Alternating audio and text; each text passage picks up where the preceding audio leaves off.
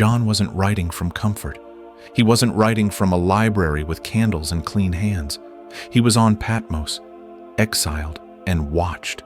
Rome thought distance could shrink a man's faith, but isolation does something strange to a mind that won't bow. The world gets quiet enough for the unseen to speak, and then it happens. Not a whisper, not a gentle inner thought. A voice behind him, clear and sharp. Not an invitation, a summons. Come up, as if heaven is not far away, only sealed, and now the seal is breaking. And when John turns, he sees it, a door standing open in the sky. Not a metaphor, not a dream, a literal opening, like reality splitting at the seam. And the moment he steps toward it, the world he knows falls away. This is where things turn unreal. John is in the spirit, and suddenly he's seeing what human eyes were never built to hold. A throne. It isn't just a chair. It's a center of gravity. A cosmic anchor that makes everything else feel small and temporary. Light wraps around it, colors that don't look painted, and they look alive.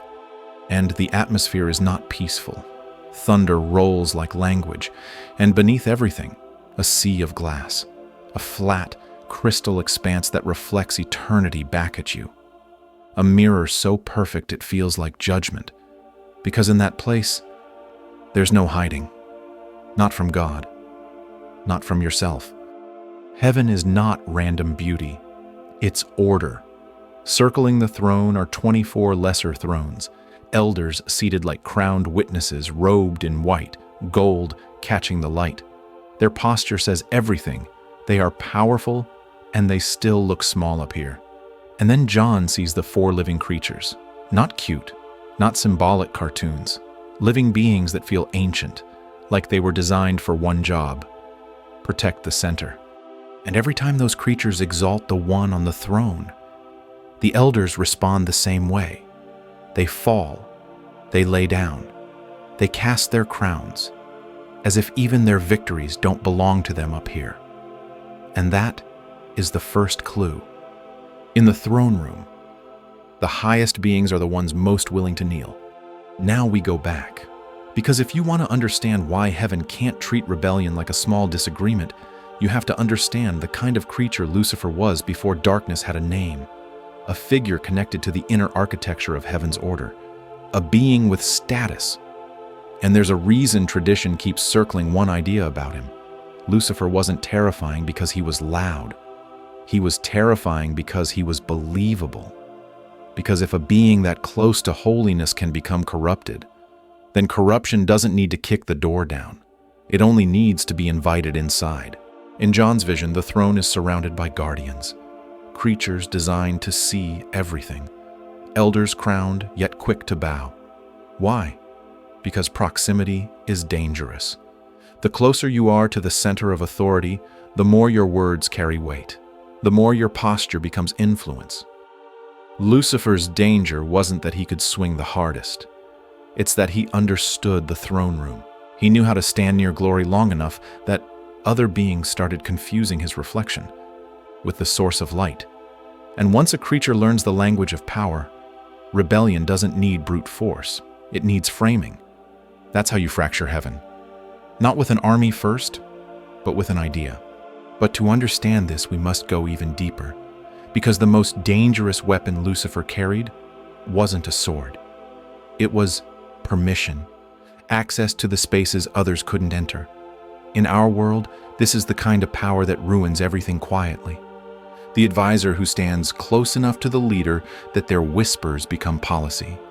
The voice inside your own head that flatters your ambition until you can't tell the difference between calling and craving. Lucifer didn't need to overpower heaven. He only needed to infect it with self-focus. And that's why heaven treated him as dangerous. Because raw strength breaks bodies, but influence breaks minds. So, go back to the sea of glass. Go back to the elders casting crowns. John isn't being shown heaven for trivia. He's being shown how reality is structured. Everything in that room revolves around the center. Everything knows its place.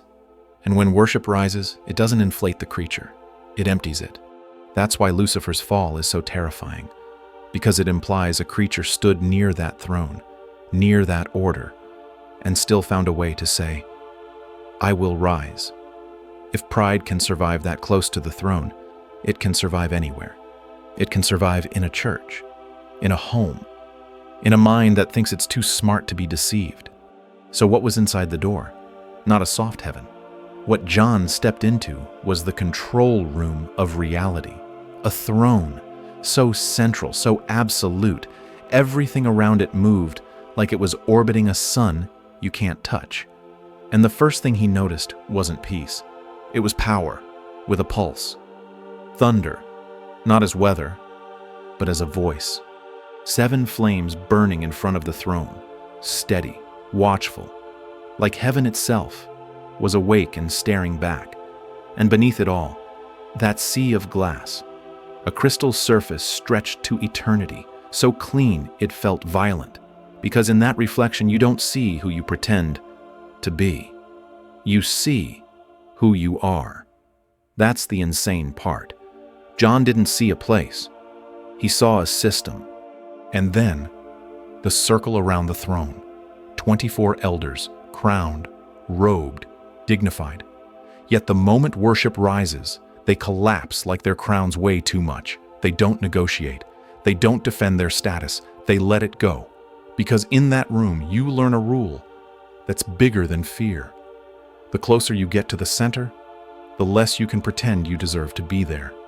And the living creatures are the final confirmation that nothing in that place is passive.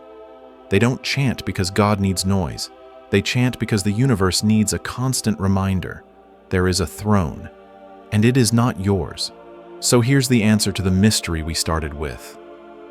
Inside that door was reality without filters, a holiness so heavy it makes kings drop their crowns like toys, a presence so undeniable it turns pride into silence.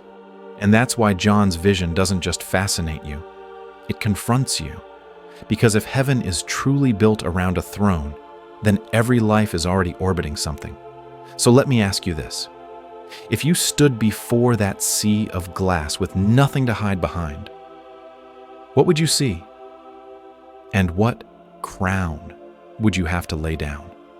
Your image, your control, your ambition, your need to be right, before you could even breathe in that room. If this felt like a forbidden glimpse behind the veil, comment what you think was inside the door, and subscribe if you want the next chapter, because what John sees after this only gets more terrifying.